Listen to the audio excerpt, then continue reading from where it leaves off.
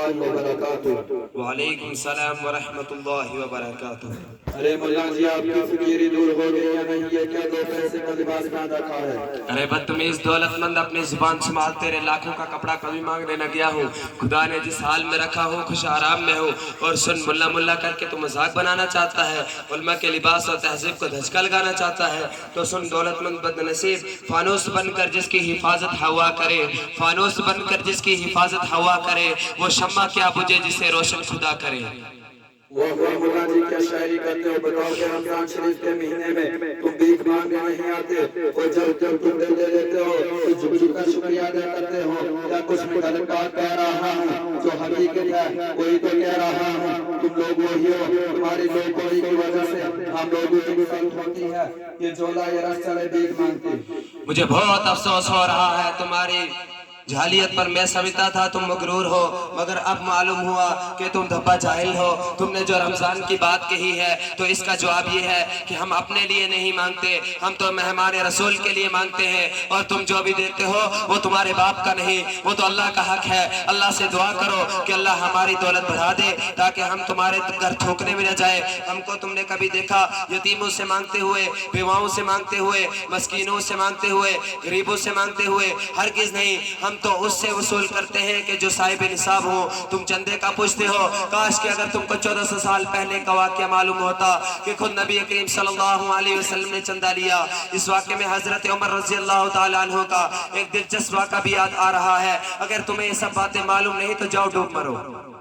ارے سب پتا ہے کیا رسول اللہ صلی اللہ علیہ وسلم میں جھک جھک کر شکریہ ادا کرتے تھے؟ بڑے قابل بنے ہیں، بڑے چلے ہیں تاریخ دکھانے والے بھائیو۔ یہ لوگ تو پورے سماج اور سوسائٹی کو دنگا کر رکھ دیتے ہیں، اور سماج اور سوسائٹی کے لوگوں سے کھانا چاہتی ہے، باہری آفات بنے ہوئے ہیں۔ ارے یہ کتنے دو چار ان سے کیا ہوتا ہے؟ اعتبار تو اصلیت کا ہوتا ہے۔ تم نے جو جھک جھک کر شکریہ ادا کرنے والی جو بات کہی تو وہ کسی درجہ میں سچ ہے کہ ہم مولویوں نے تم مالداروں کا شکریہ ادا کر کے تمہارا دماغ خراب کر دیا ہے۔ مجھے دیکھا تو نے کبھی بھی جھکتا ہوا پایا؟ ہرگز نہیں۔ جو لوگ واقعی خادم دین ہوں گے وہ اخلاق ضرور پیش کریں گے، لیکن تیرے سامنے جھکیں گے نہیں۔ تم جھوٹے ہو، اکثر ایسا نہیں کرتے کہ تم یا تم جیسی سوسائٹی کو یہ بھی معلوم نہیں یہ قرآن کیا کہتا ہے۔ حدیث میں رسول صلی اللہ علیہ وسلم نے کیا ارشاد فرمایا؟ اللہ کا ارشاد ہے انما یخشی اللہ من عبادہ العلماء۔ دوسری جگہ ارشاد فرمایا فاسألوا اہل الذکر ان کنتم لا تعلمون۔ تیسری جگہ ارشاد فرمایا فإن تنازعتم فی شیء فردوه الی اللہ والرسول واولی الامر منکم۔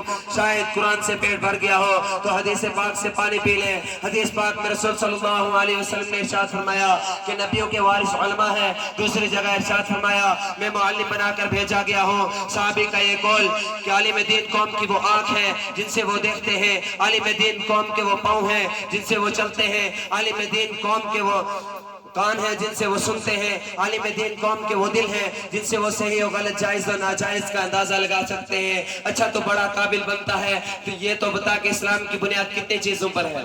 ارے مولانا یہ تو آپ بہت بھاری سوال کر رہے ہیں، لہٰذا اس سوال کا جواب ہمیں کہاں سے آئے گا؟ اب آیا ہوں پہاڑ کے نیچے، اب تو سمجھ میں آیا کہ ہم اس دو پیسے کے لباس میں کتنا کچھ جانتے ہیں۔ سنو اور غور سے سنو، جب بھی باطل سے ٹکرانے کی باری آتی ہے تو ہم ہی لوگ سر پر کفن باندھ کر میدان میں آتے ہیں۔ حجت الاسلام حضرت مولانا قاسم نانوتوی رحمت اللہ علیہ کی طرح شہید اسماعیل میدان میں آئے تاریخ انگریز سے مقابلہ کرنے کے لیے، میدان میں تاریخ انگریز سے مقابلہ کرنے کے لیے، راجہ رنجیت سے ٹکرانے کے لیے۔ راجہ رنجیت نے رسول صلی اللہ علیہ وسلم کو گالی دی تھی اور حضرت نے قسم کھائی تھی کہ ان کا کام تمام کروں گا۔ حضرت کا جب سر کٹ گیا تو اپنے کٹے ہوئے سر کو لے کر دوڑے، اتنا ہی نہیں بلکہ ایک جگہ پہنچ کر انہیں قتل کر دیا۔ اور سنو اور غور سے سنو، جب بھی فتنہ قادیانی نے سر اٹھایا تو سب سے پہلے غلام کشمیری مولانا ثناء اللہ میدان میں آئے۔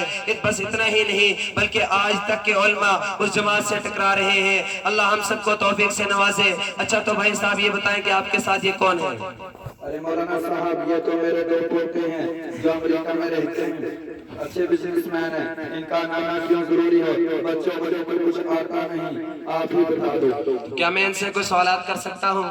مولانا صاحب آپ ان سے سوالات کر سکتے ہیں۔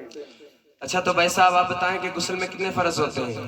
ارے مولا جی تم نے تو ہم کو ایک دم جاہلی سمجھ رکھا ہے۔ गुस्ल में 3 फर्ज होते हैं।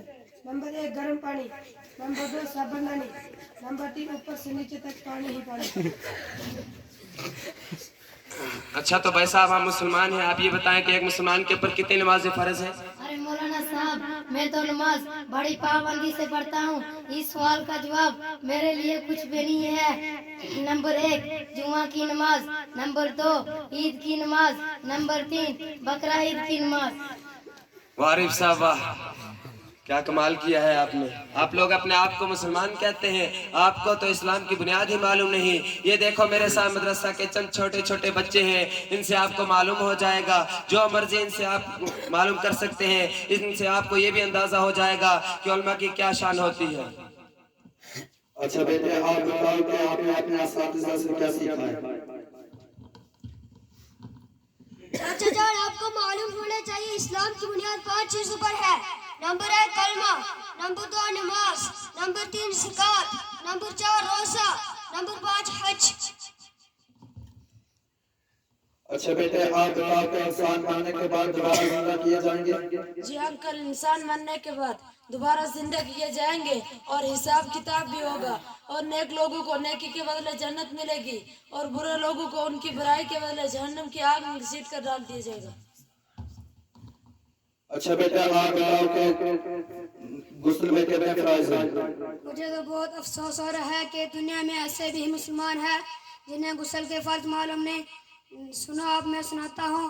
नंबर 1 मुबारक के कुल्ली करना, नंबर 2 नाक में पानी चढ़ाना, नंबर 3 पूरे बदन पर पानी डालना कि 1 बार के बराबर भी जगह सूखी ना रही।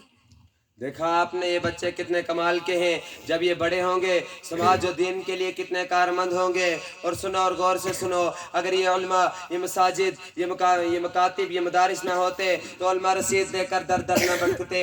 अगर ये उलमा, ये मदारिस ना होते, तुम और तुम्हारे बच्चे तो दीन इस्लामी से फिर गए होते। तुम्हें और तुम्हारे बच्चों को ये भी ना मालूम होता कि दीन इस्लाम क्या है, मुसलमान किससे कहते हैं। तुम्हारी दास्तां तक भी ना होती दास्तानों में, तुम्हारी दास्तां तक भी होती दास्तानों में, ना पोछन फिर का पोछों से इरादत हो तो आस्तीनों में।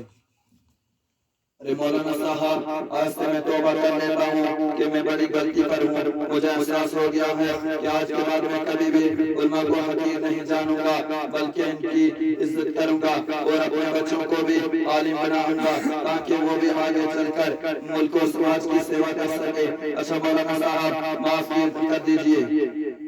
अस्सलामु अलैकुम व रहमतुल्लाहि व बरकातहू। वालेकुम अस्सलाम व रहमतुल्लाहि व बरकातहू।